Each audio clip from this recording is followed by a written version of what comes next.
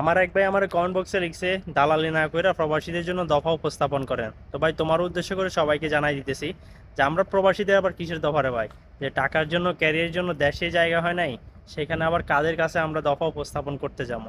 দিন শেষে একটা কথাই বলতে চাই, আমাদের কি প্রয়োজন ছাড়া কেউই মনে করে না। আমরা এই প্রবাসী কামলা নামে পরিচিত দেশের মানুষের কাছে রেমিটেন্স যোদ্ধা, পরিবারের কাছে টাকার মেশিন।